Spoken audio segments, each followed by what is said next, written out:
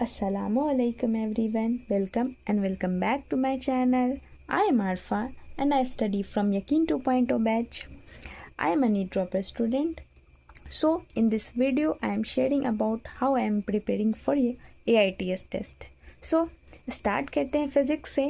तो फिज़िक्स में मैं बताती हूँ आपको, मैं MR सर से पढ़ती हूँ और MR सर, जैसा कि आप लोग जानते हैं कि MR सर के क्लास नोट्स मतलब कर लो तो उतना कुछ मतलब दिक्कत नहीं होता है। वैसे सर असाइनमेंट भी देते हैं, बट असाइनमेंट में बहुत सारा मेरा असाइनमेंट में बैकलॉग हो चुका है। तो मैं इंशाल्लाह इस बार जो टेस्ट होने वाला है उसके साथ साथ मैं उस बैकलॉग को कंप्लीट कर लूँगी, संघर्ष असाइनमेंट वाले को।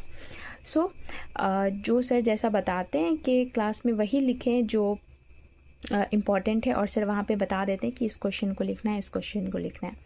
सो बेसिक मैथ्स में बात करें तो बेसिक मैथ्स में उतना दिक्कत नहीं है, शॉर्ट नोट्स से रिवाइज़ कर ले तो उतना दिक्कत नहीं है। शॉर्ट नोट्स में MR सर के जो है फिज़िक्स बाय MR सर वाला बुक, उसी से मैं रिवाइज़ कर लूँगी।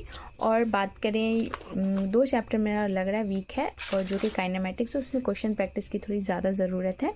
मैं इंशाल्लाह मैं उसको प्रैक्टिस करूँगी और संघर्ष असाइनमेंट के साथ साथ मैं उसको सॉल्व कर लूँगी। सारे क्वेश्चंस जो सर करवाते हैं क्लास में उसके साथ साथ मैं सारे सॉल्व कर लूँगी। सो ये रहा मेरा फ़िज़िक्स का। मैं फ़िज़िक्स में ही बस इतना ही करूँगी, ज़्यादा नहीं करूँगी। ज़्यादा करने से ये हो जाता है कि बहुत ज़्यादा लेंदी हो जाता है, इधर का भी नहीं संभाल पाते हैं ना उधर का संभाल पाते हैं, साथ साथ लेक्चर भी करना होता है इस वजह से। सो जितना ही फिज़िक्स में करना है, क्लास नोट्स करना है, सर जो दिए हुए क्वेश्चंस बस उसे सॉल्व करना है, और ज़्यादा नीड नहीं है। इंशाल्लाह उसको करूँगी और उसके साथ साथ मार्क्स भी इम्प्रूव होगा। देन देखा जाएगा कि और क्या कर सकते हैं और क्या नहीं कर सकते हैं। सो अब मैं बताती हूँ कि केमिस्ट्री में मैं क्या करूँगी। केमिस्ट्री की बात करें तो मैं ड्रॉपर हूँ ना, तो मैं पहले भी इससे पहले पढ़ी हुई हूँ। तो मैं पहले TNM सर से टेलीग्राम से पढ़ती थी।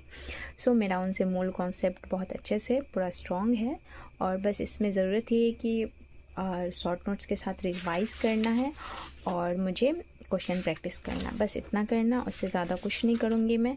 और रिडॉक्स के बाद भी फ़िज़िकल्स में जितने चैप्टर हैं मैं सुधांशु सर से कंप्लीट की हूँ, यकीन 2.0 से अल्हम्दुलिल्लाह। उनसे भी मेरा कोई बैकलॉग नहीं है। उनके मैं नोट्स दिखाती हूँ आपको, सॉरी, उनके जो नोट्स हैं मैं उसी से रिवाइज़ करूँगी, क्योंकि 2 ही चैप्टर आने वाला है।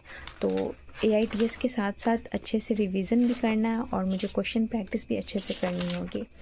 सो इस दोनों के क्वेश्चन प्रैक्टिस मैं यकीन के मॉड्यूल से ही करूँगी, और इससे ज़्यादा मुझे कुछ नहीं करना, बस रिवीजन और क्वेश्चन प्रैक्टिस करना। बस इंशाल्लाह इतना ही बहुत अच्छे से हो जाए तो अच्छे मार्क्स इंशाल्लाह स्कोर कर लूँगी। ये मेरा इतना ही है केमिस्ट्री में, और इससे ज़्यादा मैं कुछ नहीं करूँगी। और अल्हम्दुलिल्लाह मेरा किसी भी लेक्चर में बैकलॉग नहीं है ज़्यादा।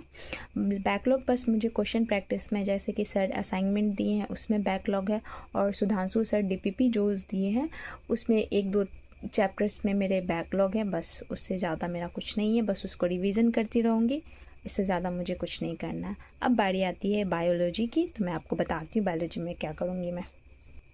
बायोलॉजी की बात करें तो बायोलॉजी में भी जूलॉजी में एक ही चैप्टर आएगा और बॉटनी में भी एक ही चैप्टर आएगा, उससे ज़्यादा नहीं है, मैंने जैसा देखा है प्लानर में।